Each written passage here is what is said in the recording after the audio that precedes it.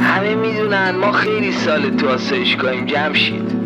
ما قبل همه اومدیم، واسه خودمون پخی بودیم، یعنی فارسیمون خوب بود، یه دستی هم تو ریاضی داشتیم، تقلید صدا، گروه سرود، مسابقات خط، نقاشی، همه چی اول میشدیم.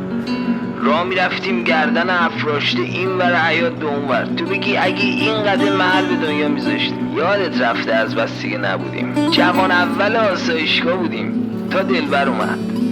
گفتیم خب منطقیه دیگه، یه خانومی با این کمالات، بافتنی، لاک قرمز، خوشگل عین ما هم که اونجور باید عاشقش شیم دیگه. اومد قبل اینکه سلام کنه گفتیم شمایلت چی نیکوست، خندید گفت مال شما بهتره، رفت. هفته بعد باز دیدیمش، گفتیم اسم چی بود؟ گفت دلبر که جام فرسود از او. گفتیم مگه تو هم بلدی؟ گفت اسممه، رفت. این رفتن جان از بدن دیدم که جانم میرود. از فردا دیگه نشد از یادش منفک بشیم. نگاش کردیم، نشستیم روبروش که از دور پاییدیم، واسه زیر لبی دو بیتی گفتیم، رفت اومد کردیم، طنز پارسی انداختیم در جلوت و خلوت.